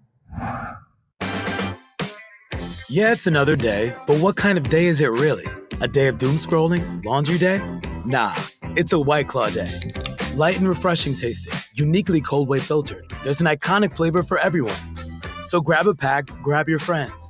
Make the most of each day with those who matter most. When you're together with White Claw, every day is a once-in-a-lifetime experience. You just gotta grab it. White Claw. Grab life by the claw. Please drink responsibly. Hard seltzer with flavors. White Claw Seltzer Works, Chicago, Illinois. Vol fans, reimagine your home at Broadway Carpets and Flooring for any remodeling or building needs. With a variety of carpets, rugs, hardwood, vinyl, and stone, Broadway has all the flooring and installation options you're looking for, including pet-resistant products like Pet Perfect Carpet from Shaw Floors. Visit their showroom in downtown Knoxville or the location in West Knoxville located on Kingston Pike near Pellissippi Parkway today. Yee-haw! I've been hooting and hollering ever since I started betting with the VIP Play app. VIP Play has more than 200 leagues, every bet type you can imagine, live betting and live hosts, all with 24/7 support from real live people when you need them. Start betting better with the VIP Play app today. Don't be a better, be a better with VIP Play today. Download VIP Play today or head to VIPPlayApp.com. Make sure you use the promo code FANRUN to take advantage of their welcome bonus and so they know that we sent you. Gambling problem? Call 1-800-88-99789. Must be 21 or older and located in Tennessee to bet. A brand built in Tennessee and born from the love of the game. Inward Half revolutionizes golfing comfort. Crafted by a former pro and dedicated enthusiast just like you, our luxury performance wear guarantees you stay cool and comfortable through every swing and every day. We're not just a brand. We've set out to create a lifestyle for those who understand that impeccable style and premium performance are a hole-in-one. Enjoy the walk-in with Inward Half. Hey, Vols fans, Cody Brown here. I grew up right here in Tennessee and know what it means when someone says, I've got your back. That's why you can trust Farm Bureau Insurance of Tennessee. Whether it's your home, your vehicle, your family's future, or the business you built from the ground up, we will show up for all of your insurance needs. We are Tennesseans who understand what matters, which is doing right by you. Insurance is not all about just paperwork and policies, but it's about the people we insure every day. So if you want insurance that hits home, give me a call at 865-992-3871. Go Vols.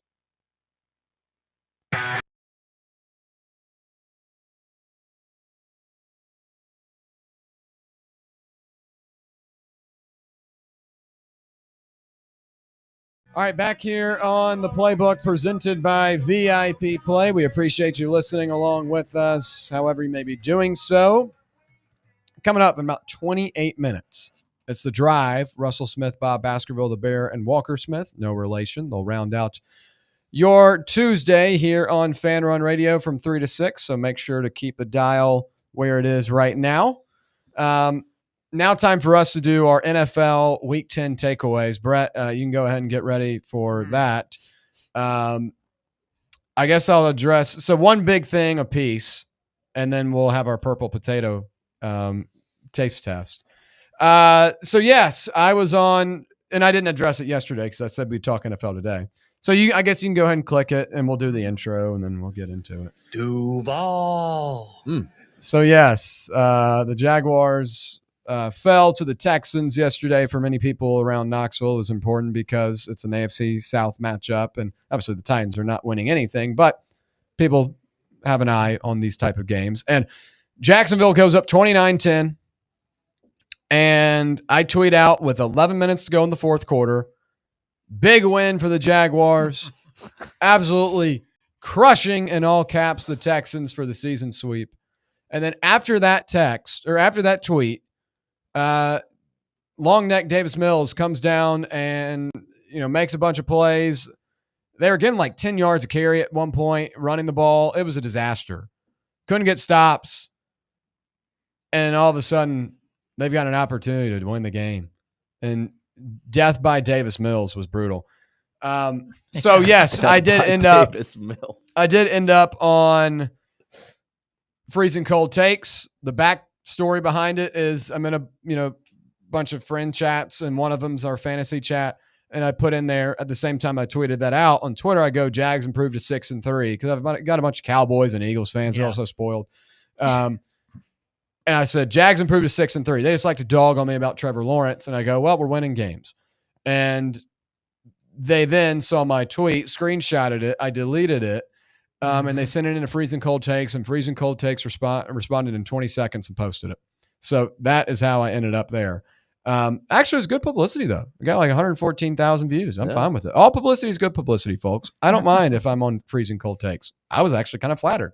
So outside of that, I mean, inexcusable loss for Jacksonville. Just cannot allow for that to happen. 26 points scored in the fourth quarter. Crazy. By the Texans, including the mishap at the end of the game.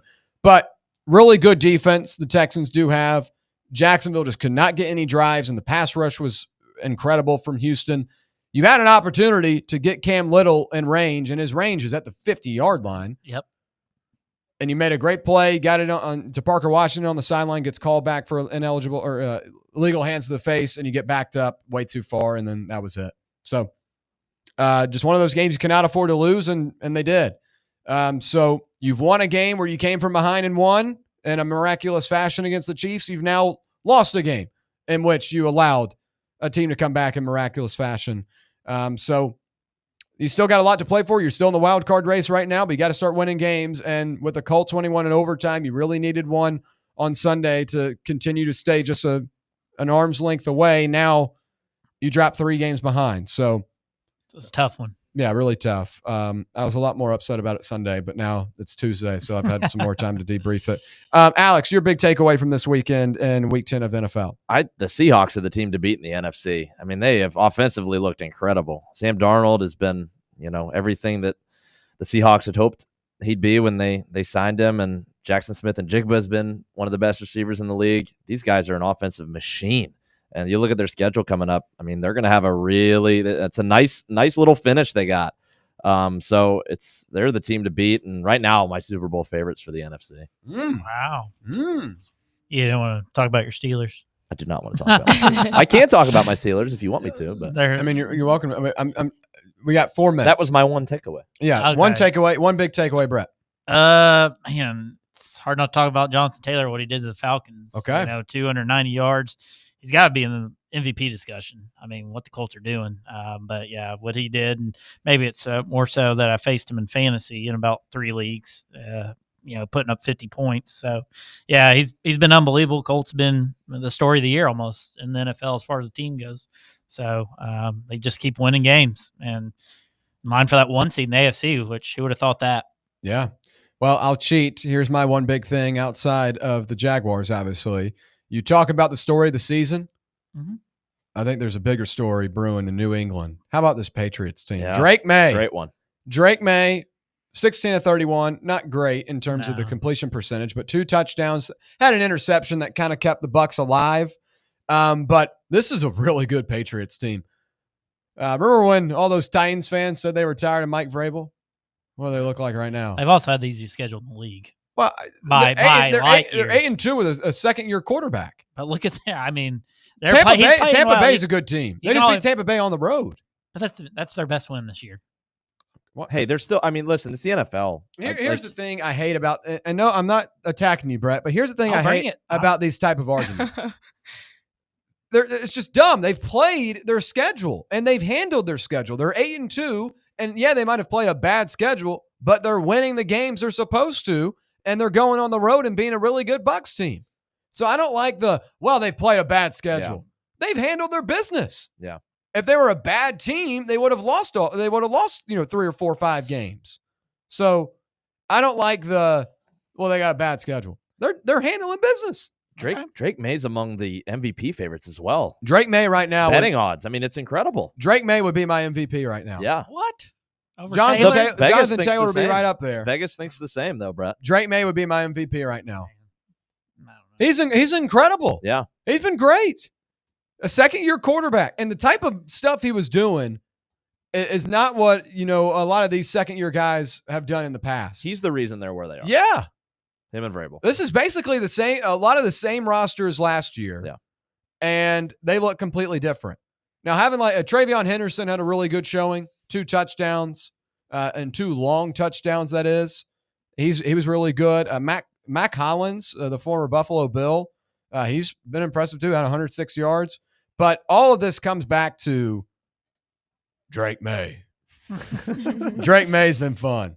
I like Drake May a lot. He's playing good football. 5-0 away from home too. 5-0 away from home in his second year. Maybe North Carolina will start posting Patriots highlights again because of what Drake May's doing. So I really like him a lot. And other than that, don't have a ton of Dayball. I mean, Dayball gets fired too. That shouldn't have happened. Dayball gets fired too, but they've just lost too many games. They've lost too many games in the fashion that they have where they're winning. But the culture was changing, I think, with Scatabo getting hurt. Is the culture changing on TikTok? How many close games can they lose? How many close games can they lose? Is the culture changing on TikTok or is it changing in the locker room? I mean, I thought he was doing a good job this year, considering. I thought Jackson Dart was. I'm a big Dayball fan. I like Dayball. Yeah, he's gonna get picked up quick. But they've just, but you cannot lose the type of games they lost on Sunday where you're up. And Jackson Dart gets banged up and hurt. Wilson can't play anymore. I know, that's but terrible. Wilson played, that was the 4th quarter. And Caleb Williams hasn't been some world beater this year. The fact that the Bears are 6-3 is hilarious. That's not a 6-3 team. You line the Bucks and Bears up, 2 6-3 teams. Bucks win by double digits. No.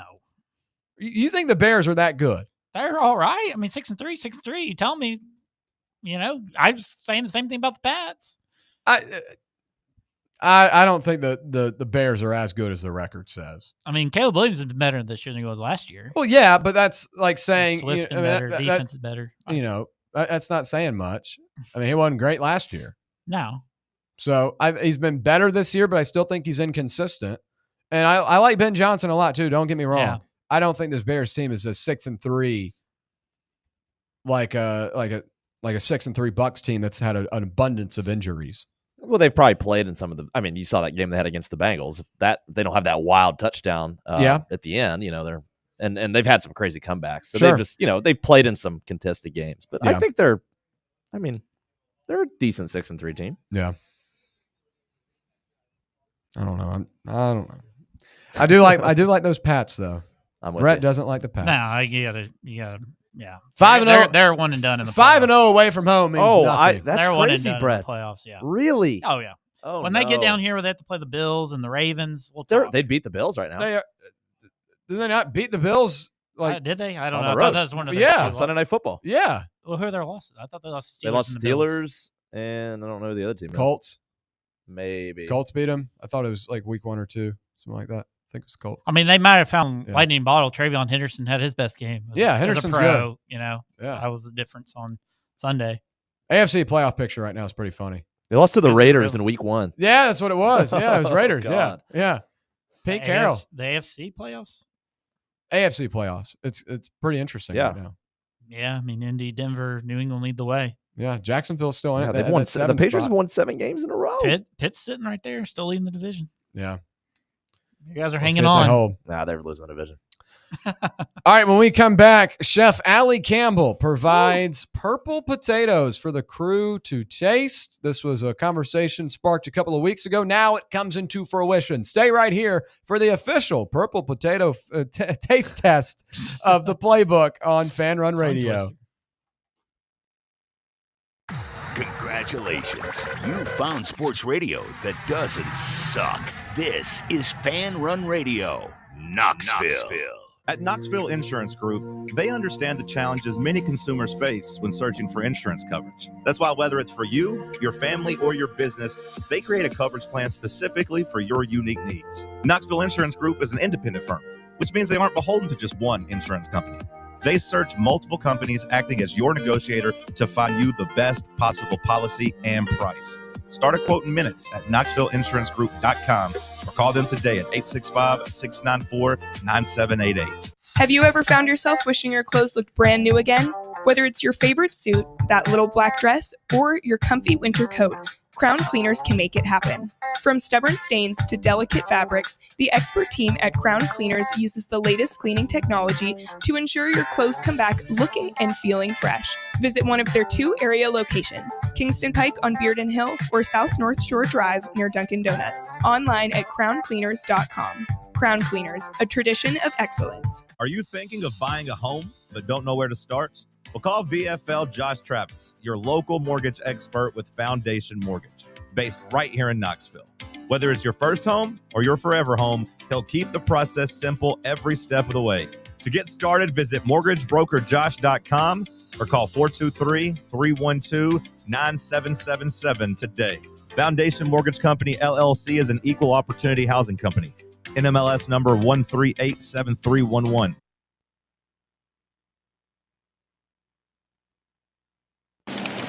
We really need to get some branded stuff.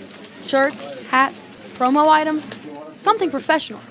I mean, we could just find a website and order a bunch of it ourselves. You could, but you're taking a big risk. You don't know the quality, the fit, the timeline. It's a roll of the dice. Yeah, I guess. But isn't that how everyone does it now? Not the ones who actually care about how their brand looks. Look, if we're putting our name on it, it needs to be done right. We need SM Athletics. SM Athletics? Yeah, they specialize in working with businesses like ours. Apparel, hats, promo gear, but real, customized stuff. They actually care if it turns out right. Probably a lot better than getting stuck with 100 t-shirts with crooked logos. Exactly. Plus, they'll walk you through everything. Sizing, colors, material, so it matches the image we're trying to build. Makes sense. What's the name again? SM Athletics. Trust me, if you want to look like a real company, not a flea market stand, this is the move. If you're serious about your brand, work with people who are serious about getting it right. SM Athletics.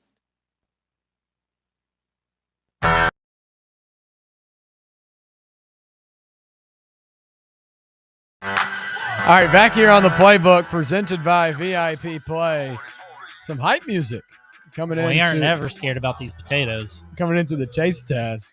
Purple potato. This is a new one for me. Yeah, coming up in about 14 minutes, I should say. 14 minutes, it's the drive. Russell Smith, Bob Baskerville, the Bear, and Walker Smith, no relation, rounding out your Tuesday here on Fan Run Radio. Back today? Yeah, Russ is back. Okay, yeah. No, he had a sick day. Injury report revealed that Russ is back today. Okay, nice.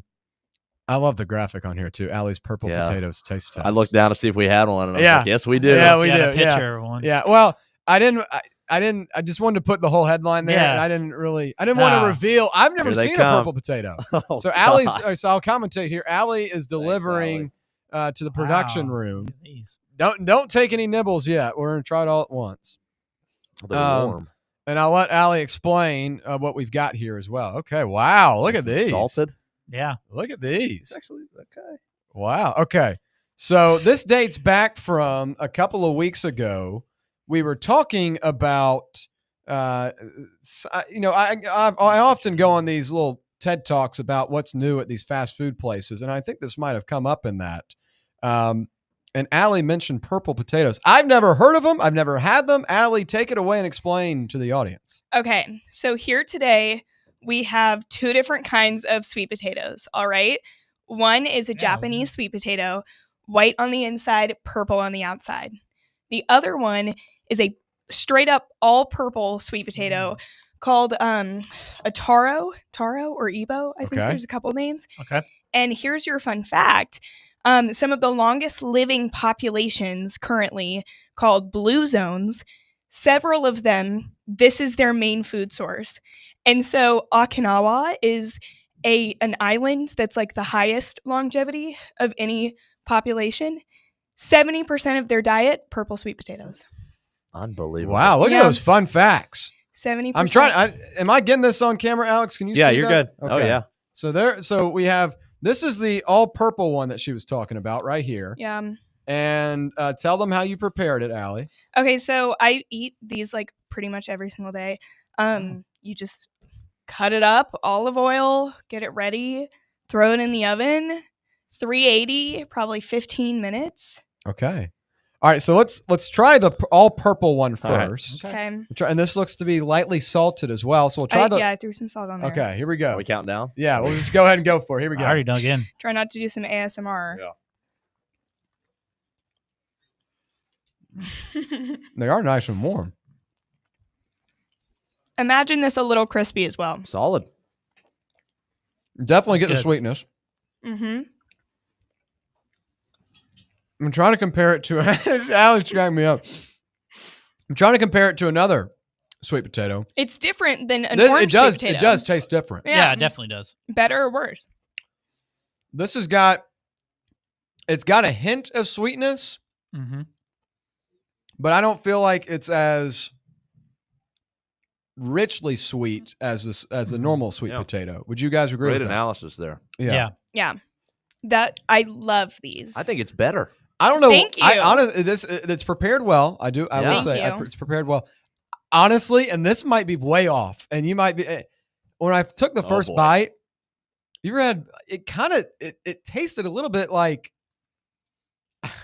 Ben and Jerry's a little bit. Oh my gosh! It kind of tasted like Ben and Jerry's ice cream. I swear I've talked about it before too. The Malco in Memphis, the Ben and Jerry's right by it.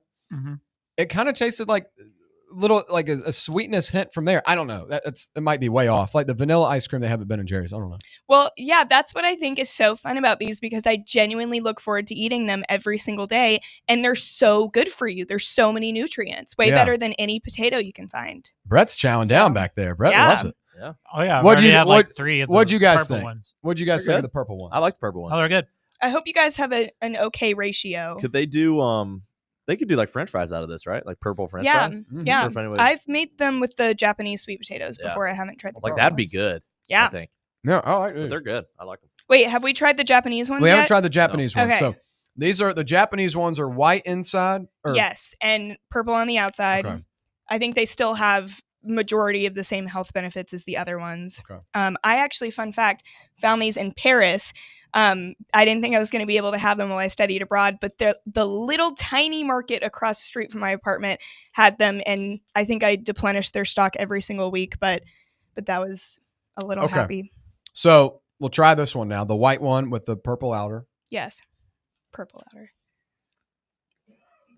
No, this is different. It's better. Yeah, I like that one better. These are my favorite. Yeah. Yeah. Those are really good. It's perfect on sweetness. It's Yeah. sweet spot. This is, yeah. Wait, I am thrilled that you These guys are enjoyed good. this. The salt I'm with impressed. it, the salt Yeah. is a nice balance. Yeah. Yeah.